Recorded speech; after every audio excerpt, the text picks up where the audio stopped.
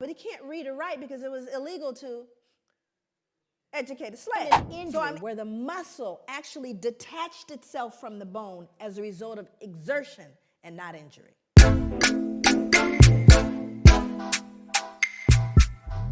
There's a kind of a fundamental basis for post-traumatic slave syndrome. How many of you are familiar with post-traumatic stress disorder? Yeah, okay. So these are things, I mean, most of you are people who are in the field that have done the work. You're here representing the people who are really in the trenches, and I appreciate and respect that.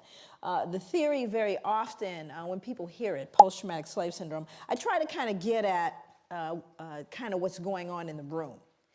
There's ambivalence, there's feelings of, you know, what? Come on now. What are we saying now about the slavery thing? It's over. You know, get over it. You know, we're done. We have that kind of feeling. And how possibly is she drawing a connection between something that happened so long ago and contemporary society? You know, come on, are you trying to find an excuse? Are you trying to blame people? You know, these are the natural kind of knee-jerk reactions to hearing the term post-traumatic slave syndrome. However, I would submit to you that, you know, it's based on research. So I did about 6 years of research specifically looking at violence. My area of focus is violence. And I'll cover that in my PowerPoint. Also, some of you may not be able to see points of the PowerPoint, but we're going to make it available to you. So you don't have to worry about it. There's a website where you'll be able to download my PowerPoint. Isn't that correct? Did I say that right? Okay, so that part you don't have to worry about. But I kind of want to set the ground so that we can all advance and move forward together. Now, the reason I do that and the reason why I began that way is because there's an assumption, a fundamental assumption in a room this size with people very well educated, people very well exposed, that we're all entering this discussion at the same level. And we are not. I can guarantee you we are not. We all have our ideas and our beliefs, and then we all have our experience. For example, the people of color that are in the room, all the people of color that are in this room are arriving in this room at a different level because they have lived in this skin. And we're rarely given any kind of appreciation or understanding of what you have to live with walking through the world with this skin. So you kind of come in at a different level of awareness about the discussion.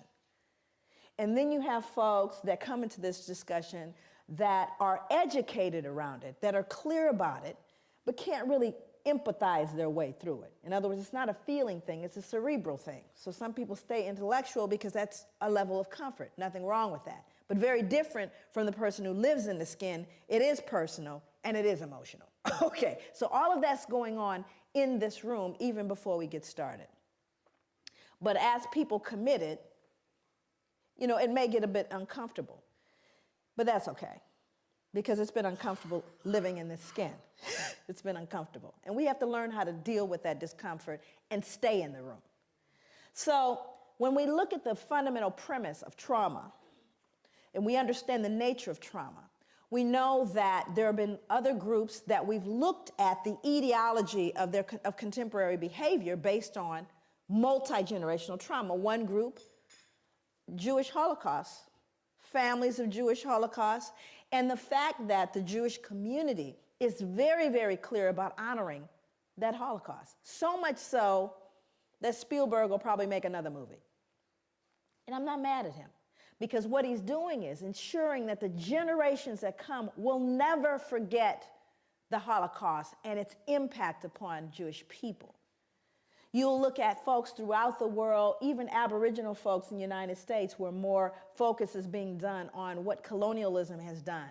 We've looked at Japanese internment. We've looked at Australian Aboriginal folks. We've looked at multi-generational impact of trauma on people who have had tragedies like the tsunami victims. We'll look at everybody. But when it comes to looking at Africans, there's a visceral response. Oh, come on, let's not. Why are you? And it's a curious thing as a social scientist to me that you get so much pushback when you talk about Africa. And we look at the legacy of slavery. You get so much pushback, but more importantly is why do you get the pushback? See, as a social scientist, I'm less concerned with the material, which I'm clear about. I'm more interested in why the behavior. Why is there such reticence at looking at this issue? And the answer is, when you peel back the layers of this, we peel back everybody's layers.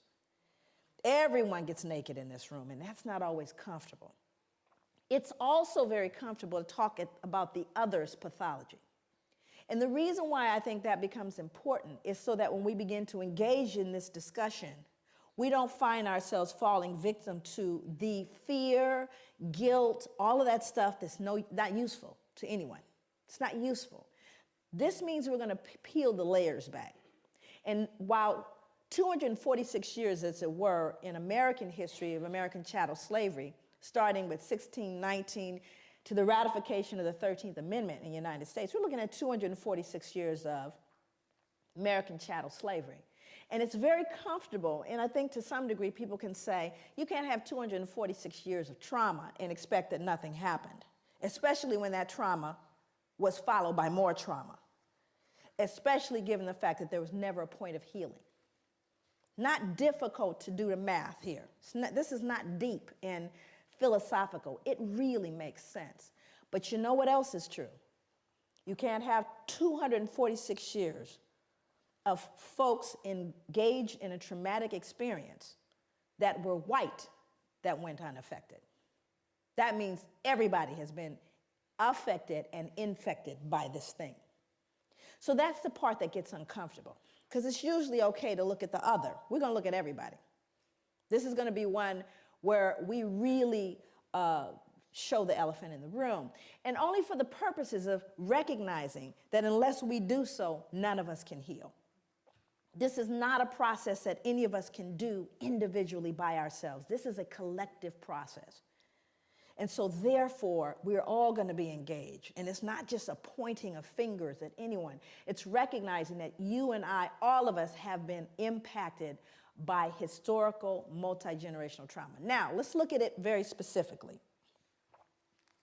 When we look at trauma in its very, clinical sense, my background, clinical psychology, understanding what trauma is, people can experience a single trauma, one trauma, indirectly, meaning that they didn't have to be present for the direct trauma. Meaning, say for example, you all heard about 9/11 and taking down the buildings in New York, right?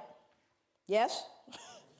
9/11. Everybody in the world got told about that. Matter of fact, I think everybody in America got diagnosed with post-traumatic stress disorder as a result of that.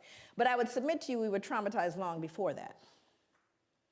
But there were individuals that were at ground zero, and I know them. My niece was in one of the buildings. So she decided, while she was in one of the buildings, they kept telling her, just stay where you are. They kept saying, stay where you are. We think people should stay where they are. She said, and everything in her mind said, get out. So she got out. Matter of fact, she leapt over the security guard to get out of the building. And it's a good thing she did. But during that time, there were people at ground zero, for example, like my niece. And there were people who watched it on television. And then there were people in other countries who heard about it. So there are varying levels of understanding around this trauma that happened in the United States.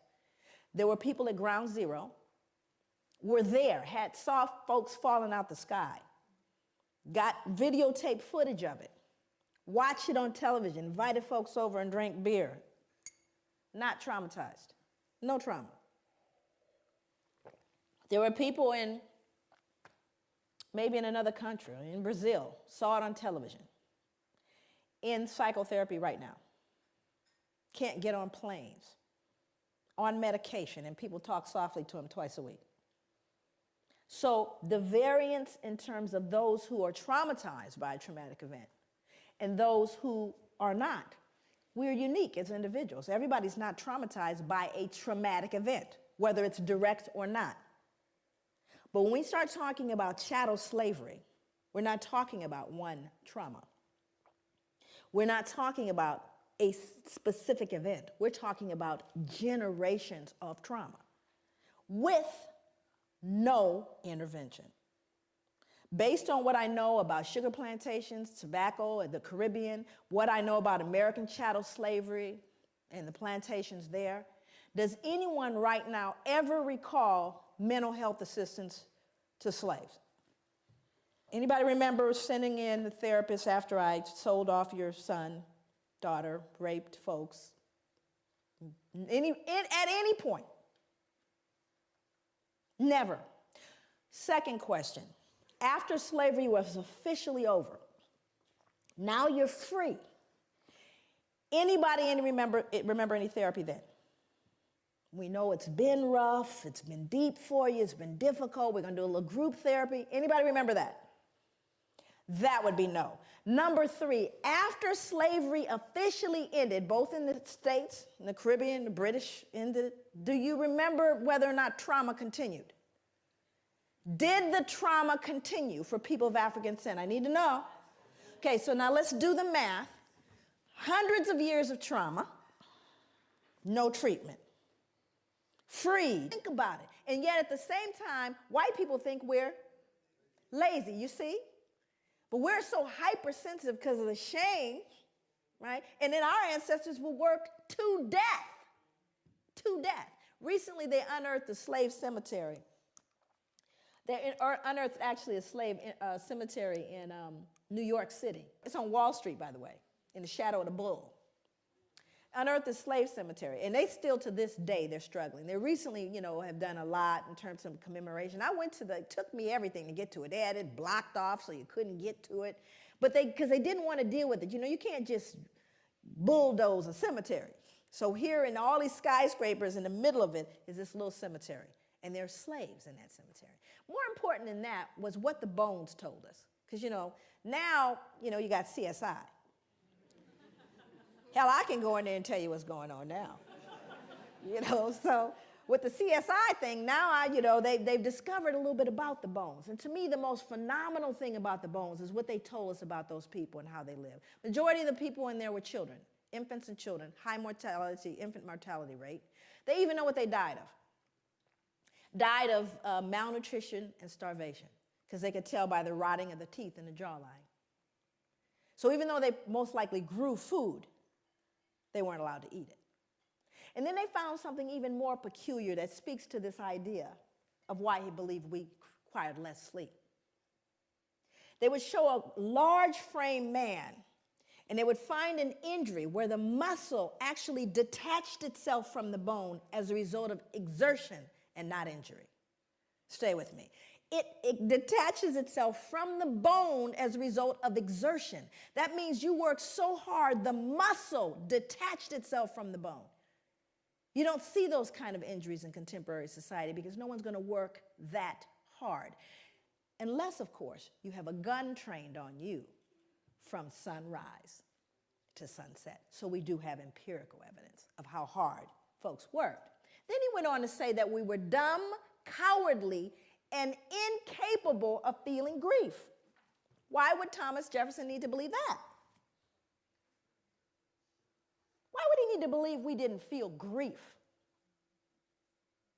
What was he doing, do you think, that produced cognitive dissonance? You were killing people? Not only were you killing people, beating them, you were selling them, yes? Selling mothers away from their children and husbands away from wives. And surely they don't feel it, because if they felt it, that would make them human like me. So I simply say, and you see, it's not even so much that he said it, but he was an important person. If Joe, nobody said it, but he said it. So what do you think the rest of the folks, uneducated laborers, believed? Well, they don't feel grief, After all, Thomas Jefferson says they don't. So he becomes a critical person in making those statements. But you see, it was all to relieve and to settle the conscience that he died with. But these become very important as you see how these things move forward. Then there was J. Marion Sims. I won't spend a lot of time with him. He's another figure. You can Google him. There's a statue, actually, of him in Central Park. And J. Marion Sims was an individual credited. He was a father of modern gynecology. How many women in here know what a vaginal speculum is? And for those men in the room that we lost, A vaginal speculum is a device designed to open up the vagina. It was considered one of the most important advancements in medicine that was made. He was credited as being the wealthiest wealthiest physician to have ever lived. And what's interesting about him, look at the medals pinned on him. I was just very curious about how it was they regarded this man, because no one ever really looked at how did he come up with that vaginal speculum. The way he did it was he actually worked on unanesthetized, did experiments on unanesthetized slave women. He created a makeshift hospital in his backyard in the mid-1800s. He built the first vaginal speculum from a pewter spoon. And he reasoned that slave women were able to bear great pain, meaning we don't need any anesthesia, because their race made them more durable, and thus they were well suited for painful medical experimentation. We didn't even, because we didn't feel like other women could feel. This man would cut into women, cut into them, and just said, well, since they're black, they don't really feel it. Unbelievable. And more importantly is what he did to infants, because not only did he experiment on women, he also experimented on infants.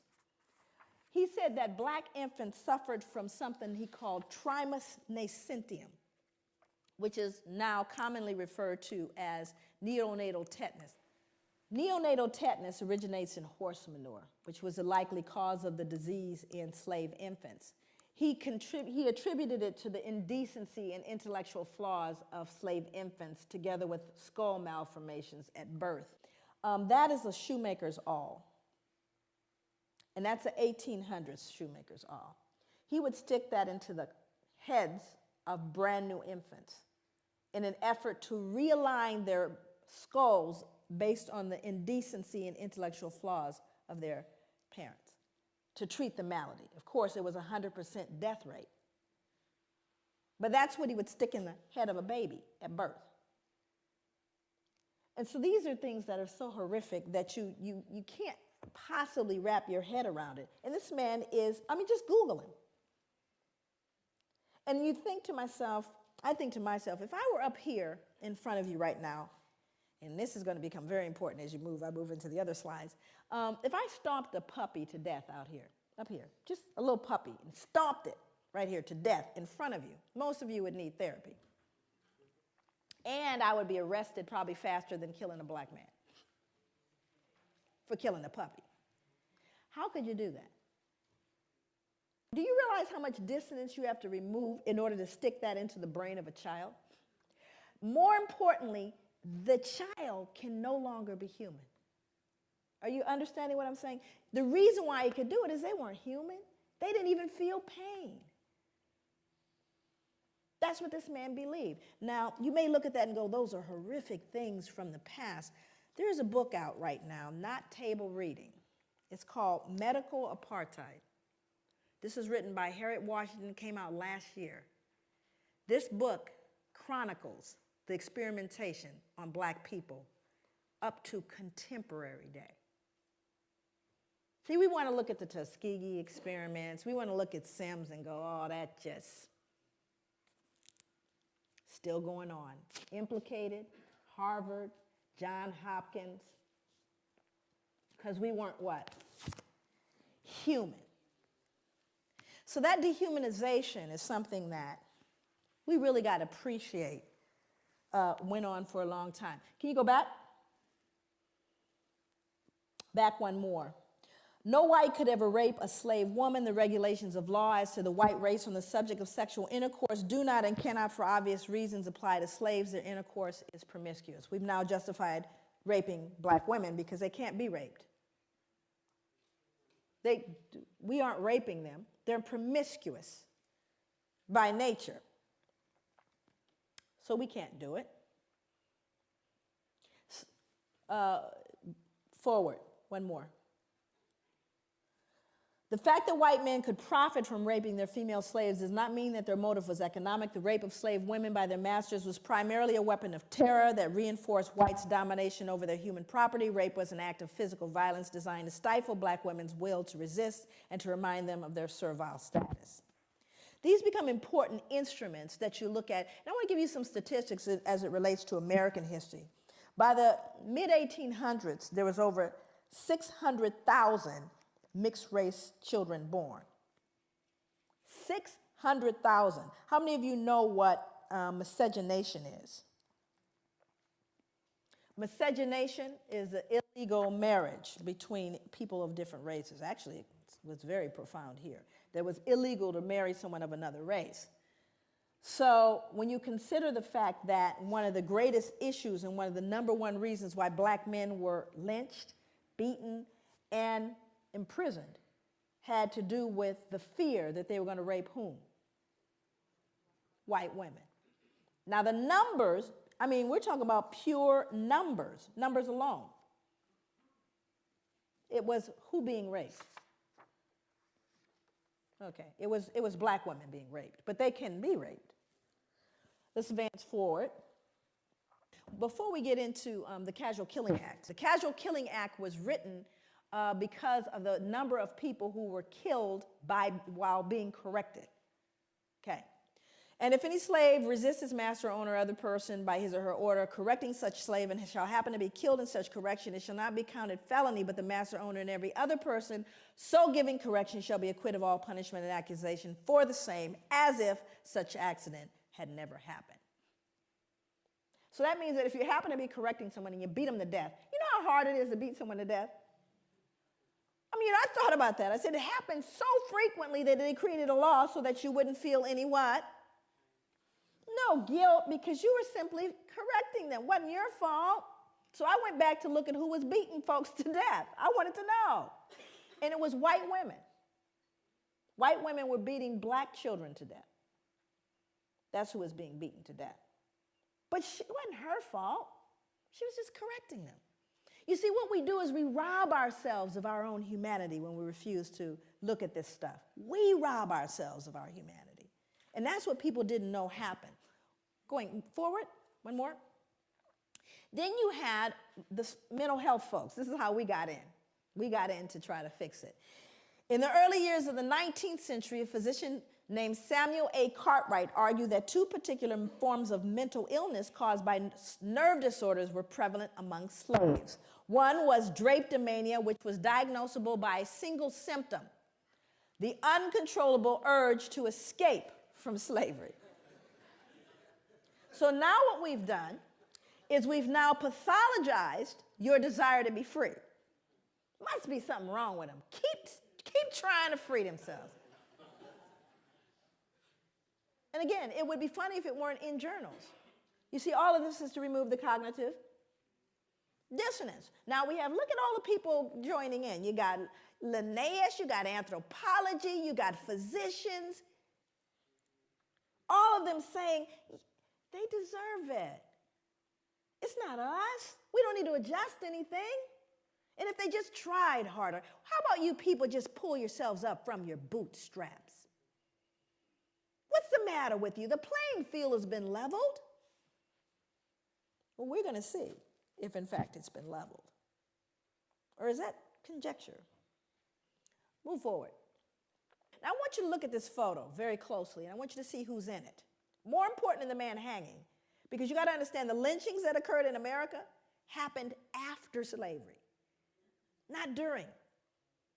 Thousands of lynchings happened after slavery, because this is a reaction to white fear of what we would do once free. Well, we didn't create a vigilante group to take out white people, but they did create a vigilante group to take us out now that we're free. See, that happened after slavery. They were called the what?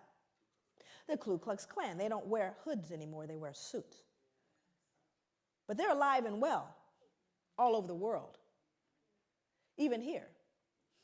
So look at who's in the picture. I want you to look at this little girl in particular. You can't see her closely, but she's actually grimacing, like smirking. Now, remember, let's go back to the puppy concept here. She would be loathed and torn up probably if this was a puppy, which means he's less than that, because she's not disturbed. This little girl is not disturbed by this, but she should be, shouldn't she? People always ask me, they go, Joy, what was the impact on white people? There it is. Right there. Can't feel any empathy for him. None, zero, zip. There's a little one back here, even smaller. Because whatever she's been taught or told, socialized to believe, makes him no longer human.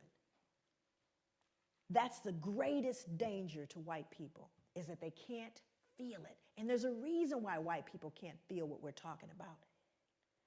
My God, what would you then feel? It's tough. So I've got to believe, oh, it's all over now. It's not my fault. I don't benefit. It's not a big deal. Let's move on. It's not all of those things. But we don't say that to Jewish people. I dare you. But you have to understand, when you unearth this one, that's what we did to our children. Let's move forward. This is a similar photo to the one that is used in Denzel's movie. Now, and again, most important, this is a man that's being burned. Also, I won't read the depiction, but there are newspaper accounts of this. It's written in a book called 100 Years of Lynching by Ginsburg. No pictures, just newspapers that say not only did they burn him, they decapitated him, cut him into pieces, and used parts of his body as things to put on mantles. So people would say, get me a tongue, would you, or a liver, a little crisp, so I could put it on the mantle. Now, again, I want you to look at the folks.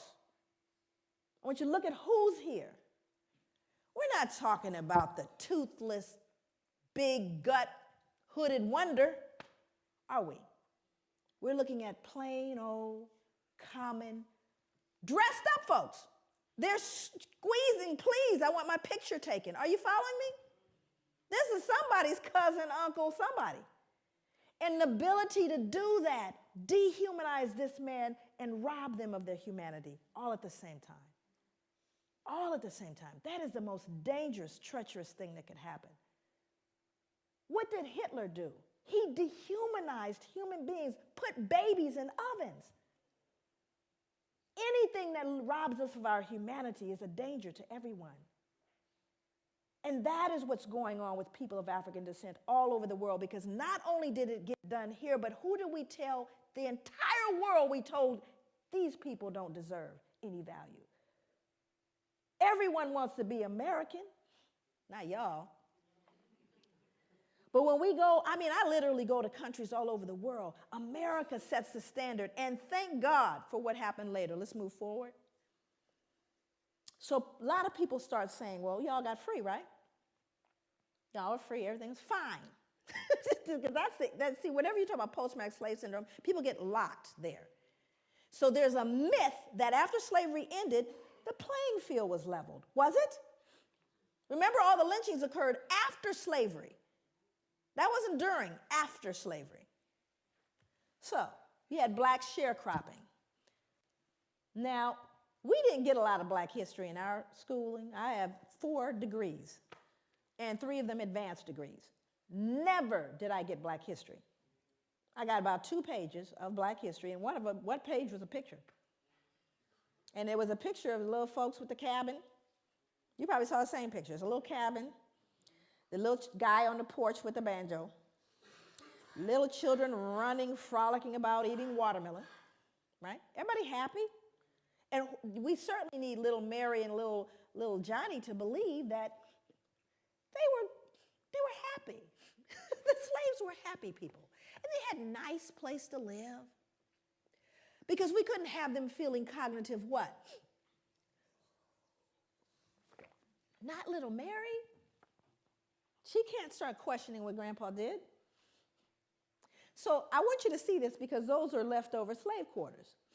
He's a sharecropper. So now let's go back and take a look at sharecropping.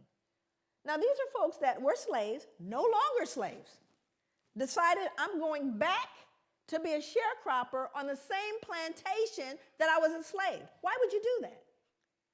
Let's move forward. Here's why. Because when you did try to leave, and you go north, because you're free. I want you to go north now. I live in Oregon, right? That's where I live. Here we go. No free Negro or mulatto not residing in this state at the time of the adoption of this Constitution shall come reside or be within this state or hold any real estate or make any contracts or maintain any suit therein. And the Legislative Assembly shall provide by penal laws for the removal by public officers of all such Negroes and mulattoes and for their effectual exclusion from the state, and for the punishment of persons who shall bring them into the state or employ or harbor them. This was repealed November 3rd, 1926. My father was alive. Section 6 said if any free Negro or mulatto shall fail to quit the country as required by this act, if guilty upon trial, shall receive upon his or her back not less than 20, no more than 39. We'll beat you. That if any free Negro or mulatto shall fail to quit the country within the term of 6 months after receiving such stripes, he or she shall again receive the same punishment once every 6 months until he or she shall quit the country. We're going to beat you till you leave. But you're free. The playing field is leveled.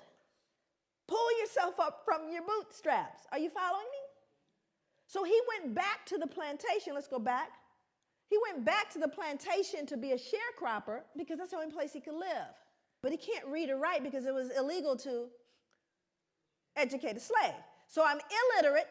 I go back and I say to the slave owner, who past slave owner, okay, now I'm coming back to work for a fair wage because I'm free. And the slave owner says, sure, you can come back. So here's what I'm going to do. I'm going to advance you seed, tools, and a mule.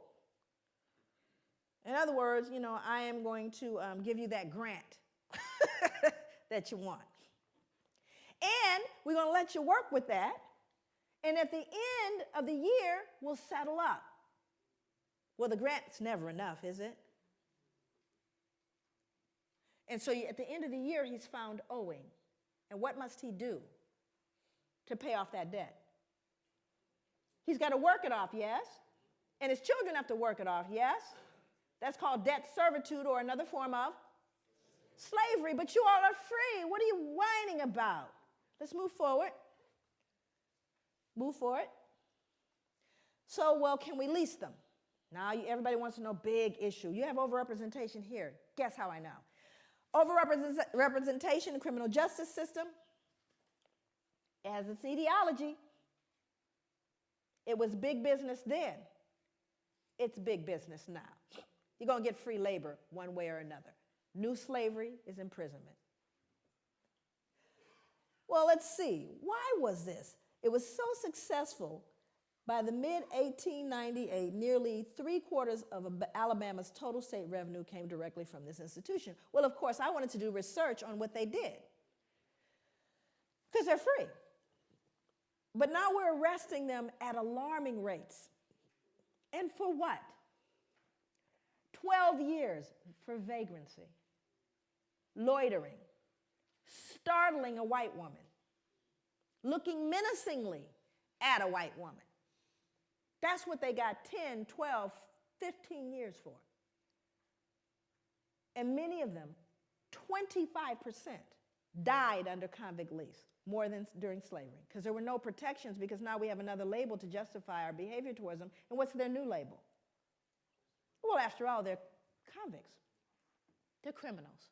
Don't they deserve it? Do you see what I'm saying? So when did it end, is the question. Move forward. You all heard about Katrina, yes? Yeah. See, I was there. My family's from Louisiana. I went to the 9th Ward. Sometimes you can't pay attention to what the news says. It's important to actually go eyeball what's going on, which was very interesting, because it was one of the most horrific events I'd ever seen and probably will ever see in my life, where black folks were just simply treated differently. Did you notice that? Here's the good news about Katrina. Everybody noticed it. So all the rest of the world, where we learn, send us your poor, your huddled masses yearning to breathe free, your democracy, your equality. They said, what happened with that Katrina thing? All that stuff y'all talked about. Well, let me read this. This is from Associated Press, taken straight from the newspaper. In the front, actually, the top part here is actually a woman, but they think it's a man. Anyway, it says, a young man walks through chest-deep floodwater after looting a grocery store in New Orleans on Tuesday, August 30th, 2005. Same body of water down here, excuse me. 2 residents wade through chest-deep water after finding bread and soda from a local grocery store. Now, same event, same water. White people, black people. We've told you what you see now.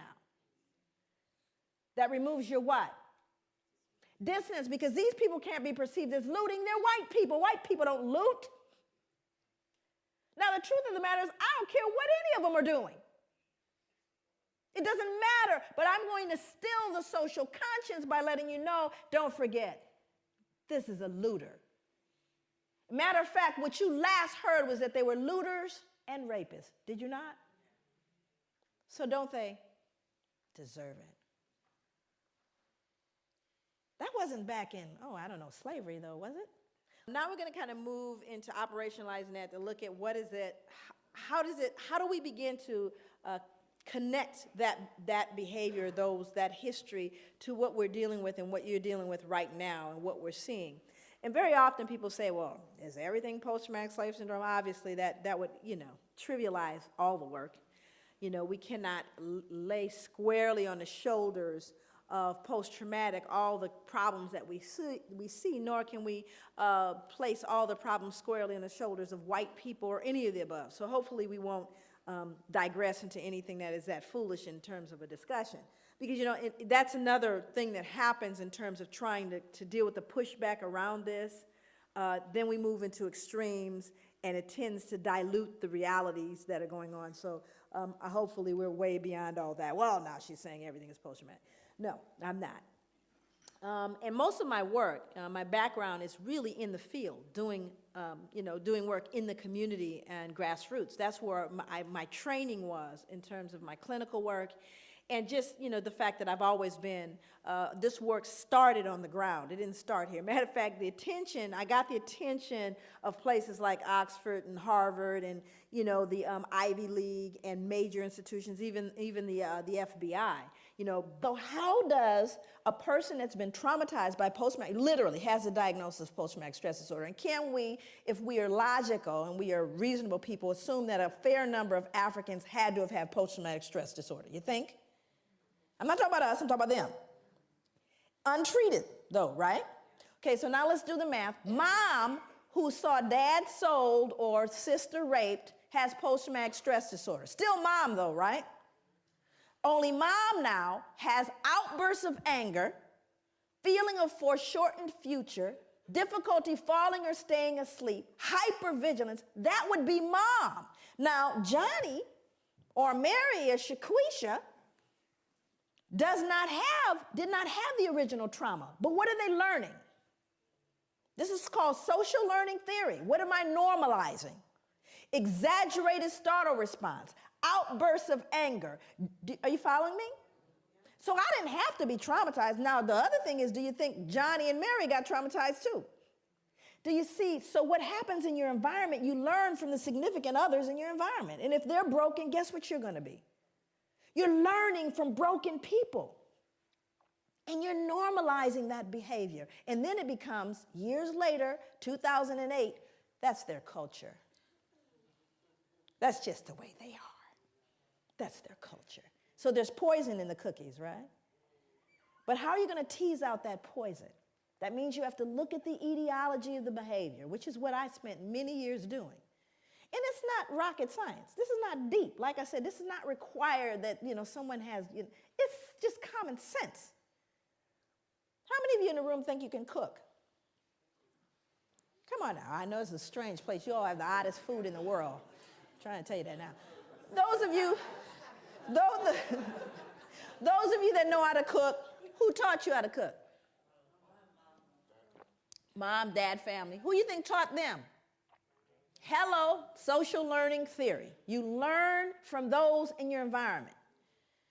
And if they couldn't cook, likelihood is you can't either. Okay.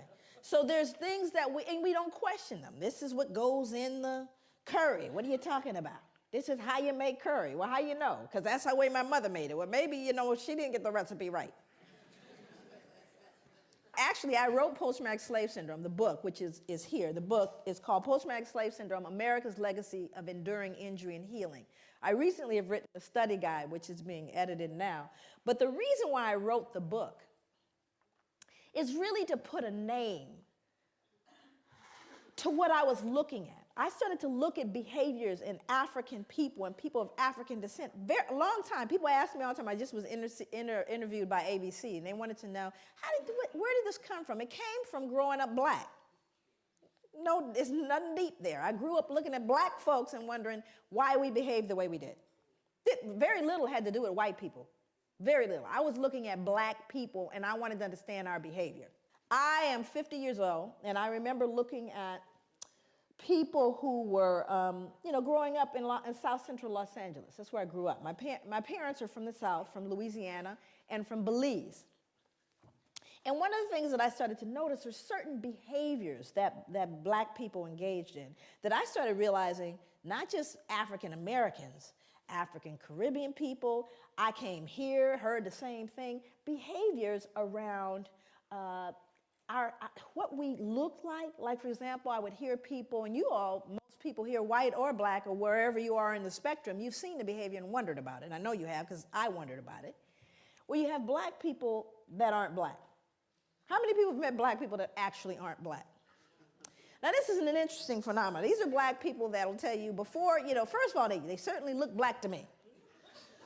They look black, but they don't say they're black. I've got quite a bit of Indian in me. Did I mention that a lot of my family are from, all of a sudden there's something else, right? And you're looking going, sure could have fooled me, you look black to me, right? Now, this would be something that I could ignore if it stopped when I was a child in South Central, but it didn't. You could hear it in rap music today. Same behavior. Matter of fact, the rap videos, they just need to clone the same girl, right? I could draw her right now, what she looks like. The little wavy hair, and, she's black, but not too black. Okay? And what is that about? What is its etiology, and why does it persist? That means that it's an intracultural phenomenon that's being passed along through generations. But why? What is this self-loathing that I see in contemporary black folks? I'm not going back to slavery. I'm talking about today, who hate and despise the reflection in the mirror. That's what I wanted to know. So that's what led me on my journey, if you will. Again, not an unusual journey. Of course, I'm going to kind of pop back and forth through British history and American history. James Madison was a very important figure in American history, President of the United States, 1751 to 1836. He said, blacks are inhabitants, but as debased by servitude below the equal level of free inhabitants, which regards the slave as divested of 2/5 of the man. This is called the 3/5 compromise. And what they were trying to figure out is, what are we going to do? How are we going to count these black folks?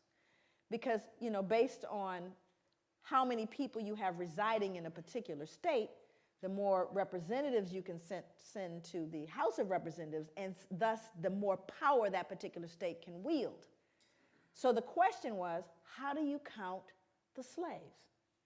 Well, Southerners, who of course enjoyed slavery, they wanted to count them. They said, yeah, count them. That gives us more power. Where the Northerners saw it as an opportunity to abolish slavery, said, well, you can't count them because you don't consider them human.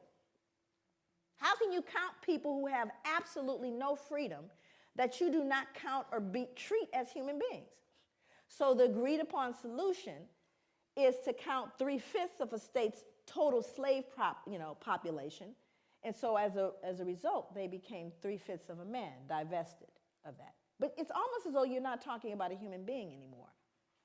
And that's what's scary about this. And I always start my talks by saying that when you see folks dressed up like this, and I know you all see a lot of them, you should get worried.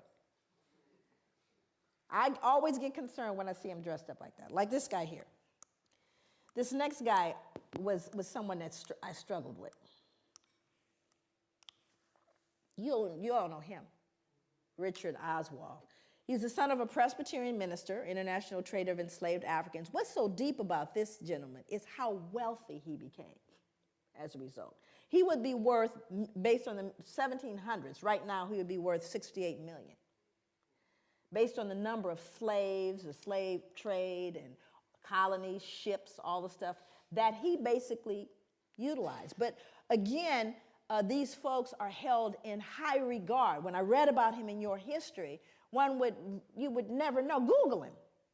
You'd never know the ugly trade that he was engaged in because we've sanitized it, you see.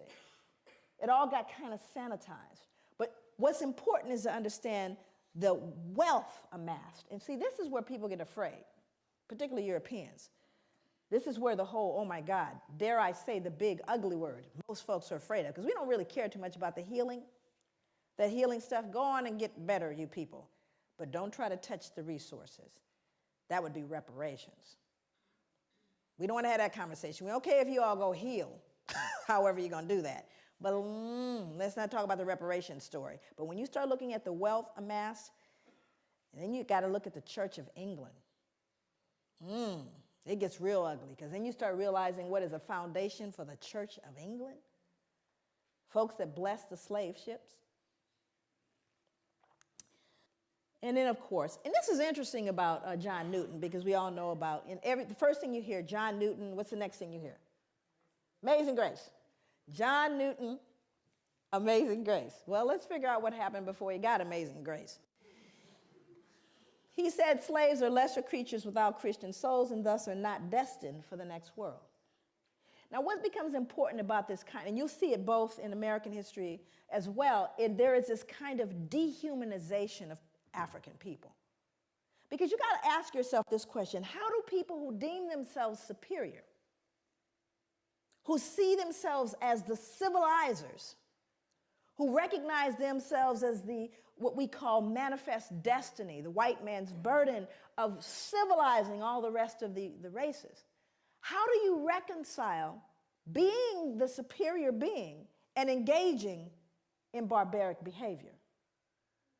What that produces is something called cognitive dissonance. How many people are familiar with that?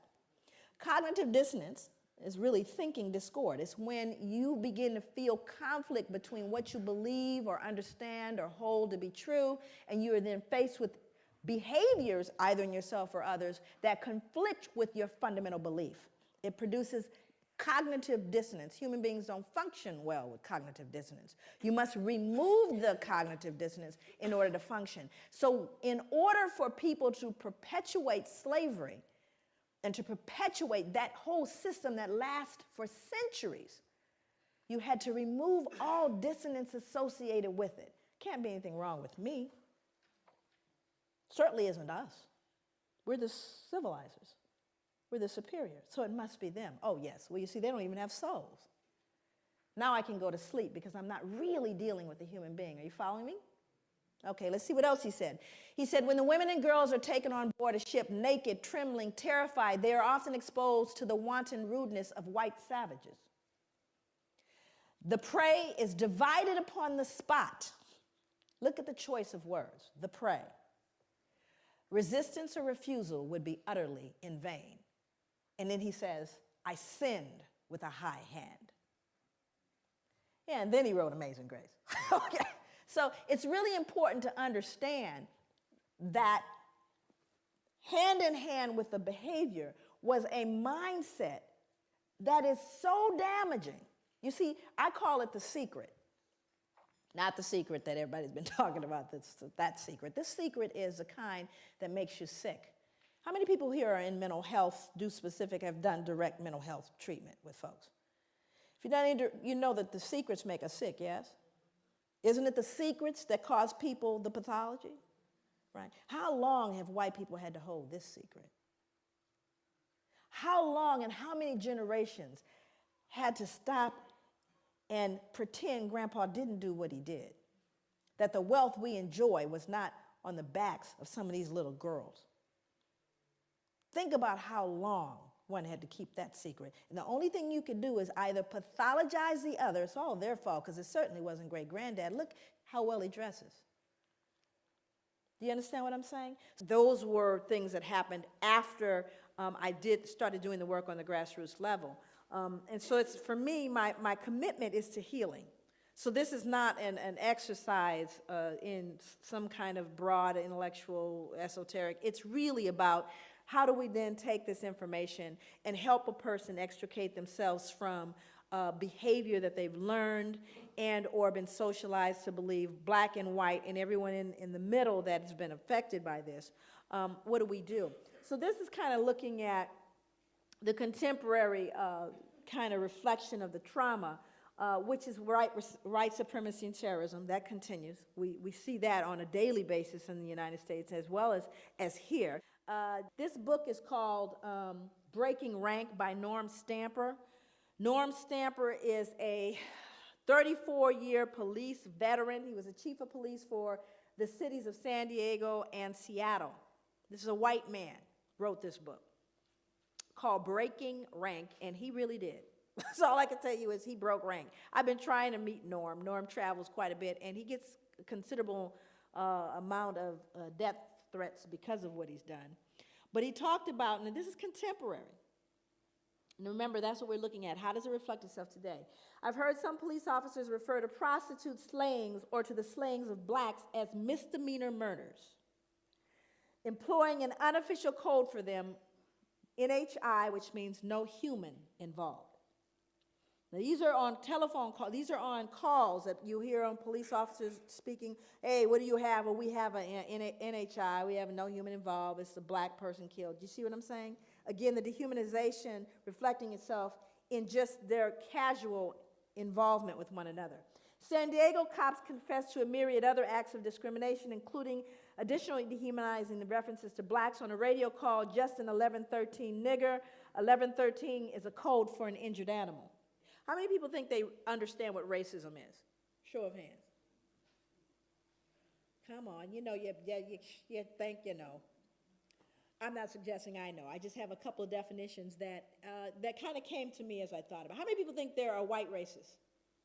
That there are white racists out there? How many think there are black racists out there? Okay. Now, this is an interesting thing because this becomes important as we begin to define concepts.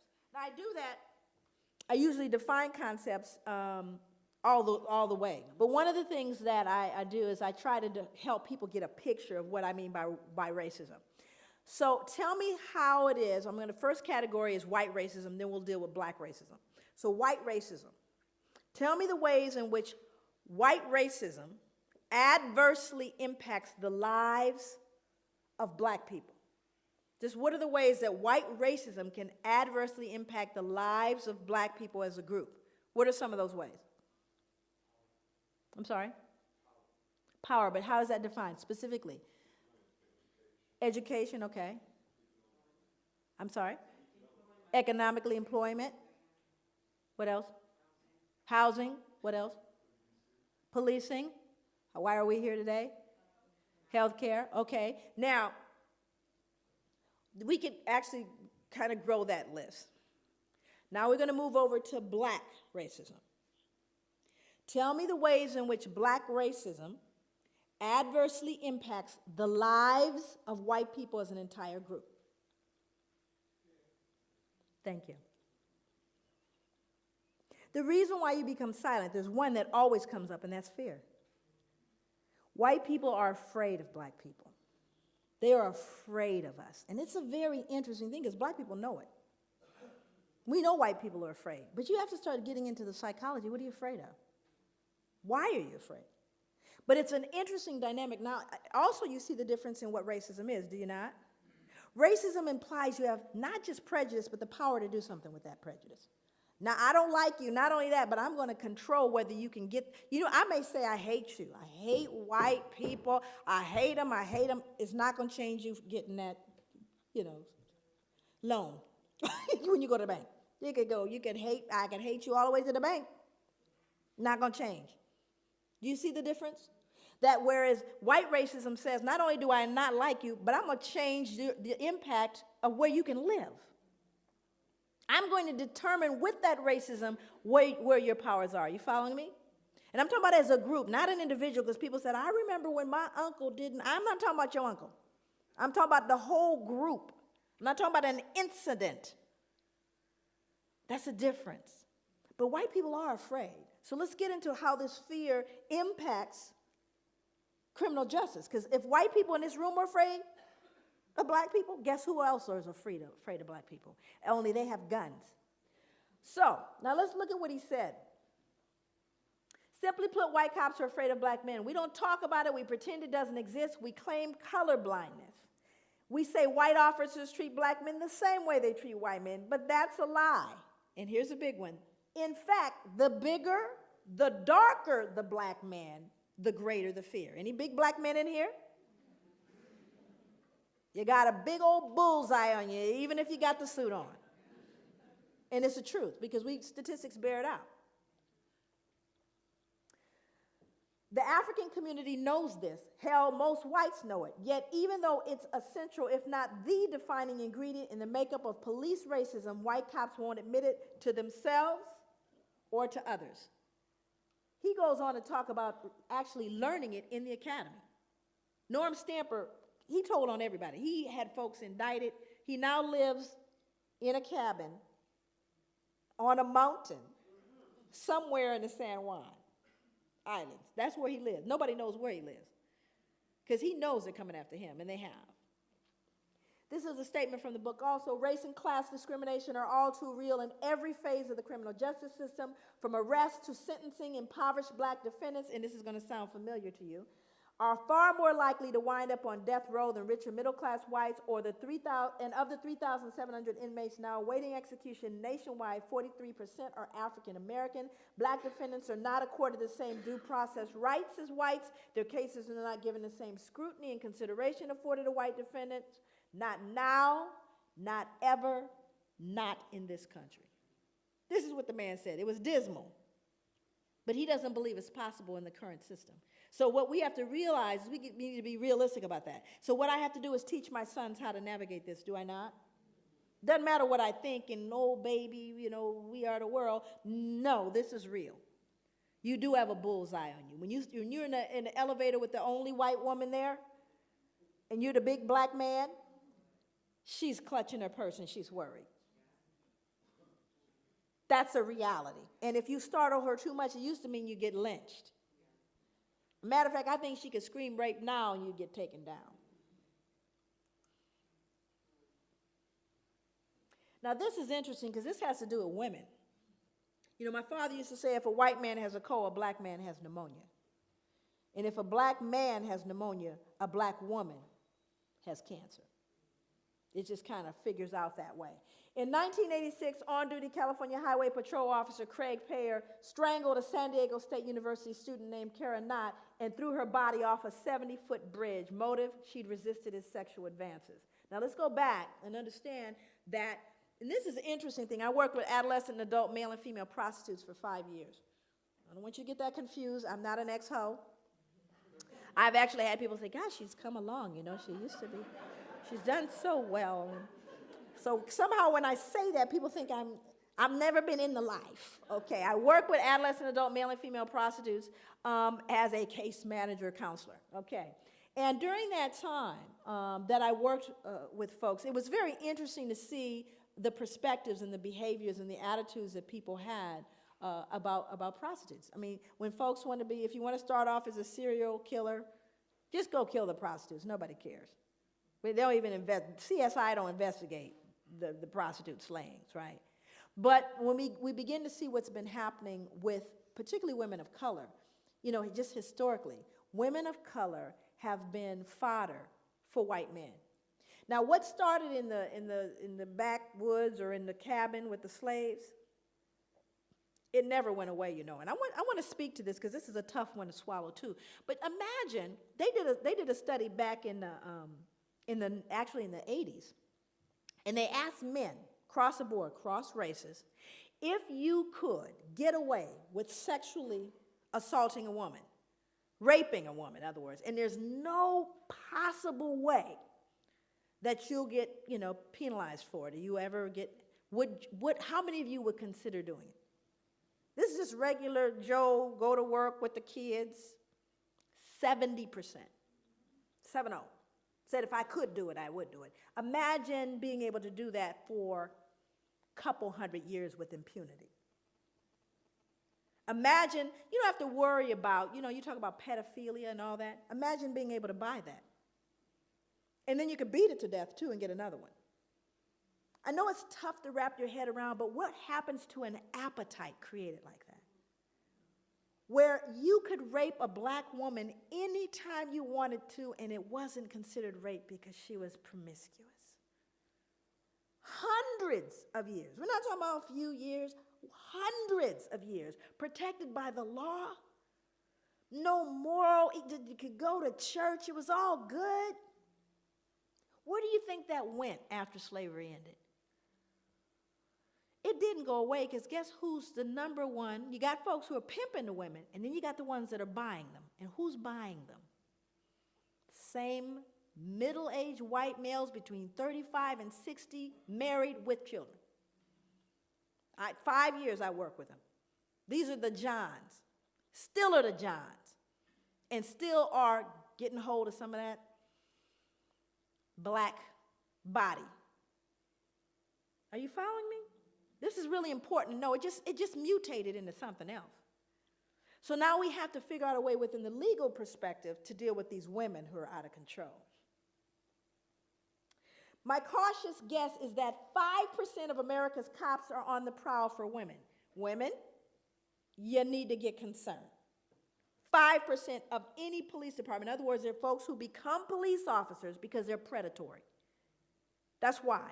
Think about it. We know where pedophiles go, don't we? You go where there are children. Thank you. So we got to understand, police officers, plenty of them are twisted. And I've worked for the last 20 years with police officers. Trust me. I'm always concerned about someone that deliberately wants a gun, aside from the short man.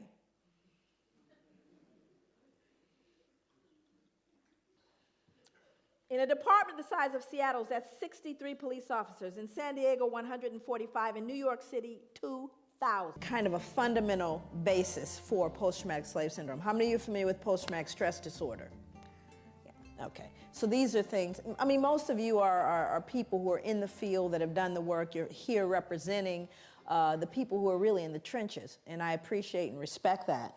The theory very often, when people hear it, post-traumatic slave syndrome, I try to kind of get at kind of what's going on in the room. There's ambivalence, there's feelings of, what? Come on now. What are we saying now about the slavery thing? It's over. Get over it. We're done. We have that kind of feeling. And how possibly is she drawing a connection between something that happened so long ago in contemporary society? Come on, are you trying to find an excuse? Are you trying to blame people?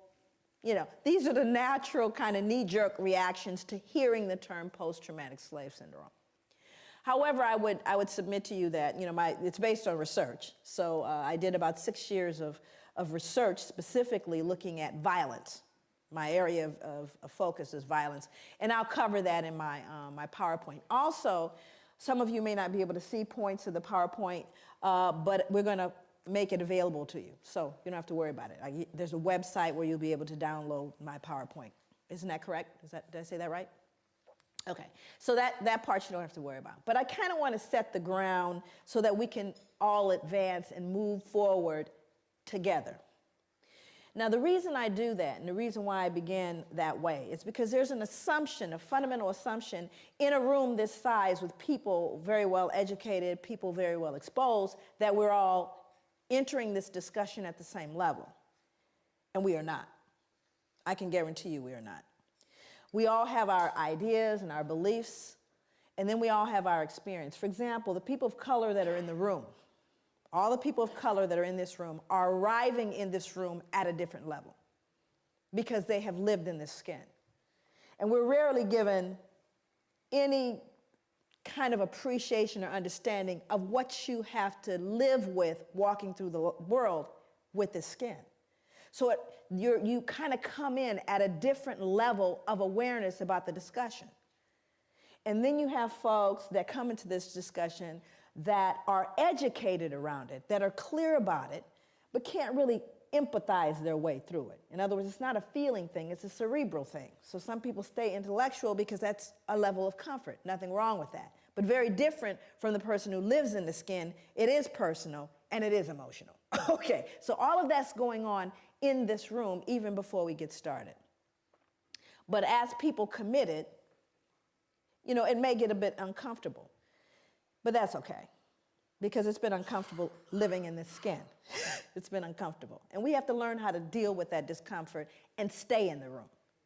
So when we look at the fundamental premise of trauma, and we understand the nature of trauma, we know that there have been other groups that we've looked at the etiology of contemporary behavior based on multi-generational trauma. One group, Jewish Holocaust, families of Jewish Holocaust, and the fact that the Jewish community is very, very clear about honoring that Holocaust. So much so that Spielberg will probably make another movie. And I'm not mad at him, because what he's doing is ensuring that the generations that come will never forget the Holocaust and its impact upon Jewish people. You'll look at folks throughout the world, even Aboriginal folks in the United States, where more focus is being done on what colonialism has done. We've looked at Japanese internment. We've looked at Australian Aboriginal folks. We've looked at multi-generational impact of trauma on people who have had tragedies like the tsunami victims. We'll look at everybody. But when it comes to looking at Africans, there's a visceral response. Oh, come on, why are you? And it's a curious thing as a social scientist to me that you get so much pushback when you talk about Africa. And we look at the legacy of slavery.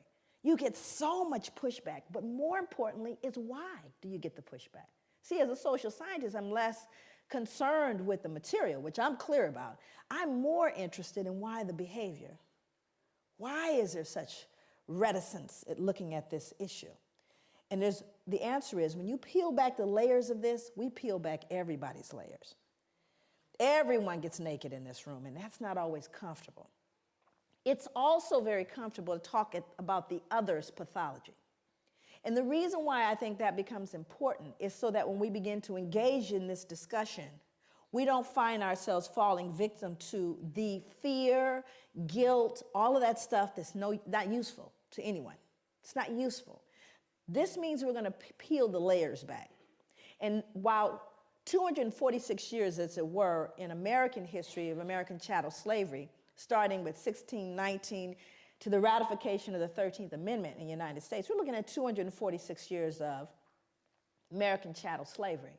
And it's very comfortable, and I think to some degree people can say, you can't have 246 years of trauma and expect that nothing happened, especially when that trauma was followed by more trauma, especially given the fact that there was never a point of healing. Not difficult to do the math here. This is not deep and philosophical. It really makes sense. But you know what else is true? You can't have 246 years of folks engaged in a traumatic experience that were white that went unaffected. That means everybody has been affected and infected by this thing. So that's the part that gets uncomfortable, because it's usually okay to look at the other. We're going to look at everybody. This is going to be one where we really show the elephant in the room, and only for the purposes of recognizing that unless we do so, none of us can heal. This is not a process that any of us can do individually by ourselves. This is a collective process. And so therefore, we're all going to be engaged. And it's not just a pointing of fingers at anyone. It's recognizing that you and I, all of us, have been impacted by historical multi-generational trauma. Now, let's look at it very specifically. When we look at trauma in its very, clinical sense, my background, clinical psychology, understanding what trauma is, people can experience a single trauma, one trauma, indirectly, meaning that they didn't have to be present for the direct trauma. Meaning, say for example, you all heard about 9/11 and taking down the buildings in New York, right? Yes? 9/11. Everybody in the world got told about that. Matter of fact, I think everybody in America got diagnosed with post-traumatic stress disorder as a result of that. But I would submit to you we were traumatized long before that. But there were individuals that were at ground zero, and I know them. My niece was in one of the buildings. So she decided, while she was in one of the buildings, they kept telling her, just stay where you are. They kept saying, stay where you are. We think people should stay where they are. She said, and everything in her mind said, get out. So she got out. Matter of fact, she leapt over the security guard to get out of the building. And it's a good thing she did. But during that time, there were people at ground zero, for example, like my niece. And there were people who watched it on television. And then there were people in other countries who heard about it. So there are varying levels of understanding around this trauma that happened in the United States. There were people at ground zero, were there, saw folks falling out the sky, got videotape footage of it, watched it on television, invited folks over and drank beer. Not traumatized. No trauma. There were people maybe in another country, in Brazil, saw it on television, in psychotherapy right now, can't get on planes, on medication, and people talk softly to them twice a week. So the variance in terms of those who are traumatized by a traumatic event and those who are not, we're unique as individuals. Everybody's not traumatized by a traumatic event, whether it's direct or not. But when we start talking about chattel slavery, we're not talking about one trauma. We're not talking about a specific event. We're talking about generations of trauma with no intervention. Based on what I know about sugar plantations, tobacco, and the Caribbean, what I know about American chattel slavery and the plantations there, does anyone right now ever recall mental health assistance to slaves? Anybody remember sending in the therapist after I sold off your son, daughter, raped folks?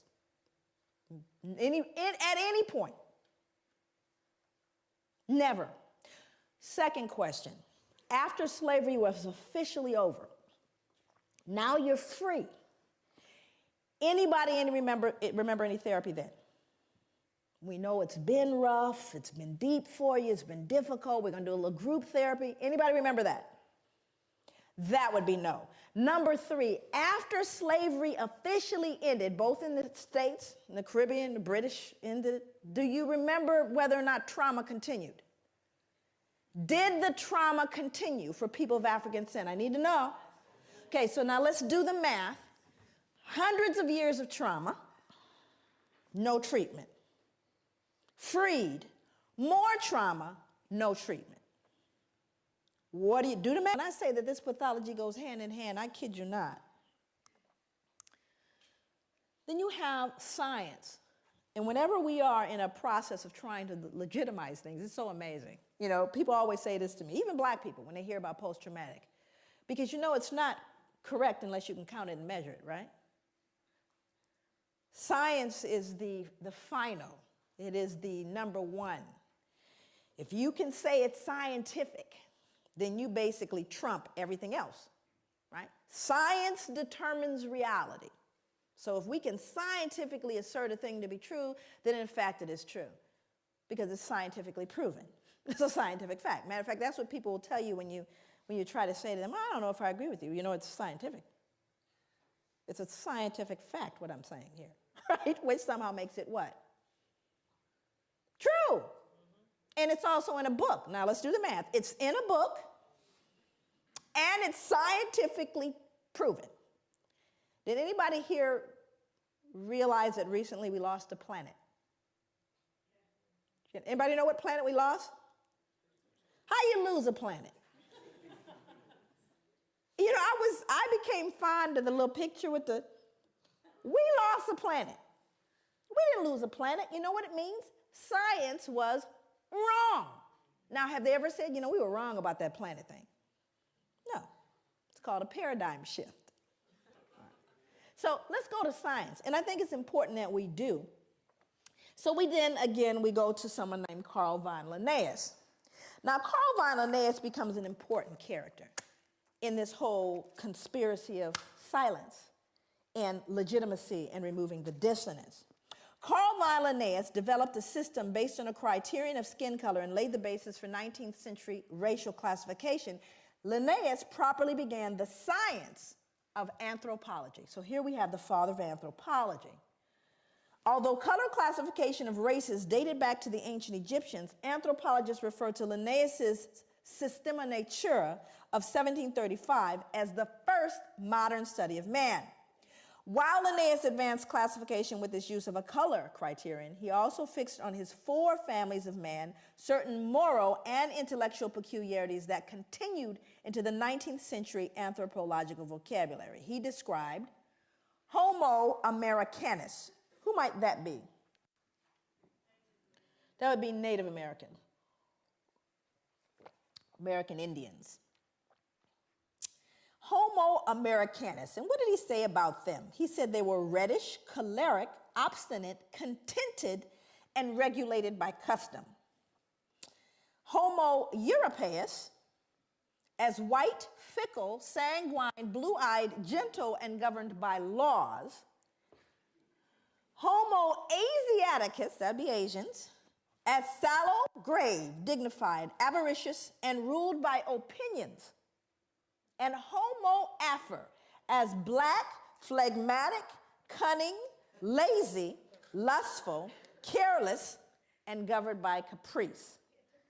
These insights into what Linnaeus defined as racial character, personality traits, behavior, intelligence, language, and a host of other related categories were transmitted into subsequent attempts at a science of classification and became more fixed than the races themselves. Not a shred of science here. But it is in a book. And it's touted as science. And what's more important, you know, my students, I teach graduate students in social work.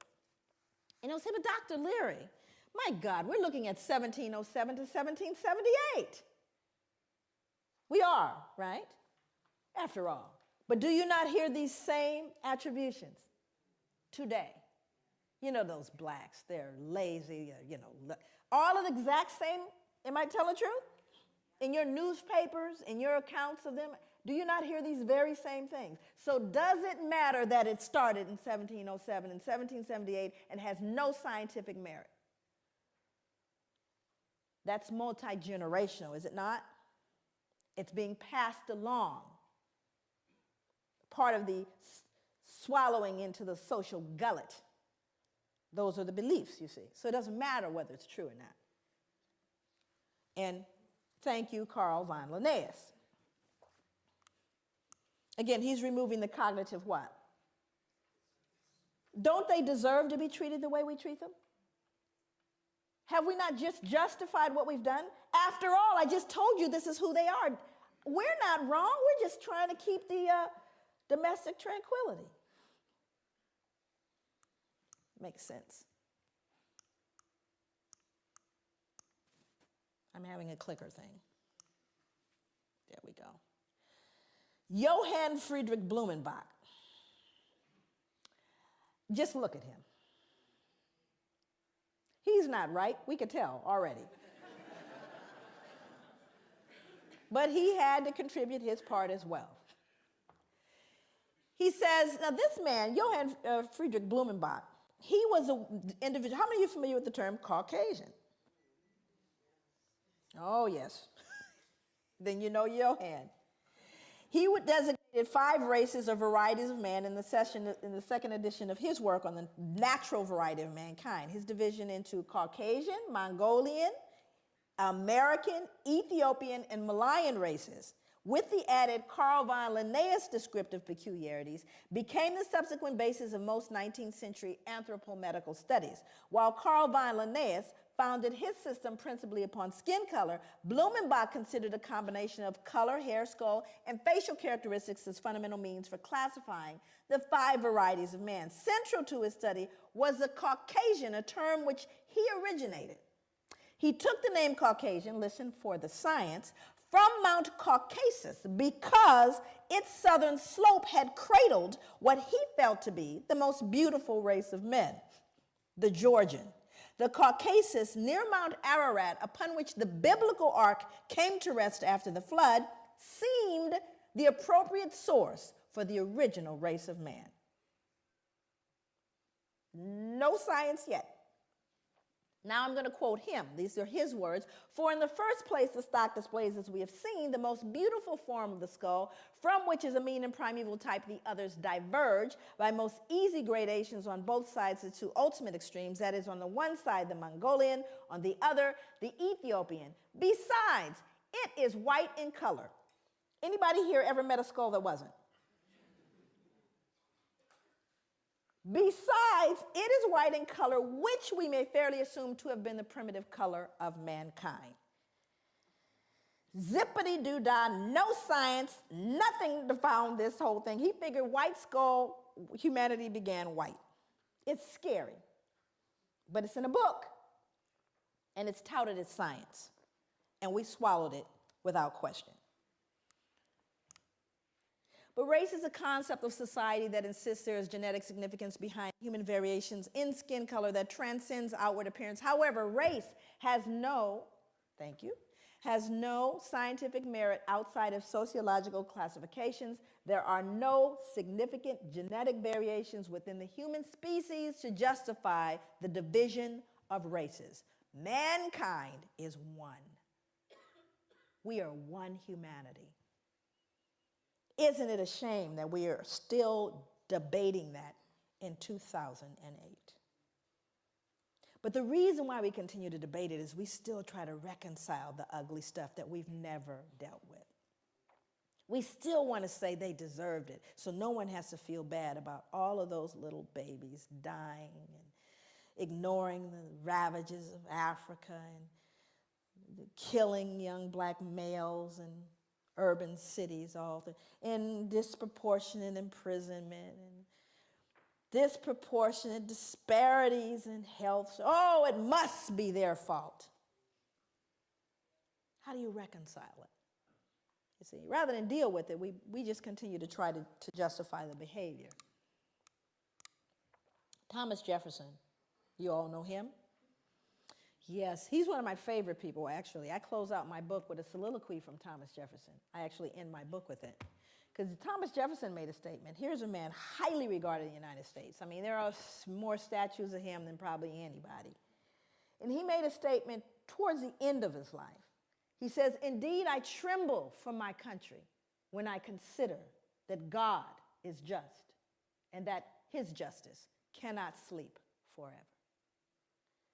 You see, it haunted him to his grave because Thomas Jefferson knew.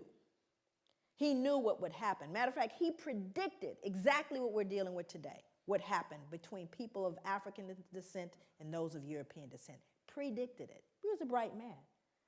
How do you reconcile behaving in such a barbaric way? Well, let's see what he said.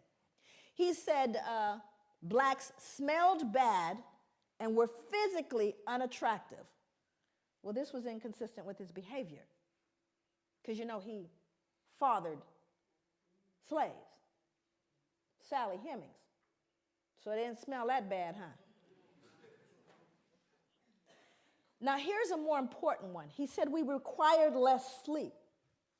Now, that one's more interesting to me. Why would he need to? What dissonance was he feeling that he would need to believe that blacks required less sleep? Why? What did he do? You know, he owned slaves. So what do you think? How hard do you think he worked them? What was a work day for a slave? Sunrise to sunset. But do you have any empirical evidence, Joy? Can you prove that? Because you know, if you can't write it, you know, count it and measure it, it didn't happen in European culture. Is that correct? Got to count it and measure it. How many of you have measurable objectives? Measurable outcomes, you better measure it. I don't care if you tell them. Can you tell your boss really, truly, at the end of the year, we're doing better now? I've been to work every single day I've watched, and I can guarantee you we're doing better. Is that going to fly? That would be no. That means you have to count it and measure it. And if you didn't count and measure, it didn't happen. So when you start looking at the notion of requiring less sleep, that's an interesting thing, because I have to believe if I work you that hard. And boy, I got humbled when I found out how hard folks worked in the sugar plantations. Ooh-wee, I got humbled by how hard folks in the Caribbean were worked. But what I decided to do is I looked at the Library of Congress. Most of my work over the 9 years that it took to write the book, 6 years of that was research. The other part of it had to do with doing interviews of elders and reading slave narratives, and there are thousands of them. This is just one taken from the Library of Congress. Sarah Gudger from North Carolina wrote, "Never known nothing but work, never knew rest, felt like my back was going to break. This the gospel truth." Then I looked at what happened in the sugar plantations, and this was amazing. One final set of grim numbers underlines the way slaves on sugar plantations like Codrington, which was a plantation in Barbados, were systematically worked to an early death. When slavery ended in the United States, slaves imported over the centuries had grown to a population of nearly 4 million. When it ended in the British West Indies, total slave imports of well over 2 million left a surviving slave population of only about 670,000. More than twice as many slaves were shipped to the island of Jamaica alone than all 13 North American colonies combined. The Caribbean was a slaughterhouse.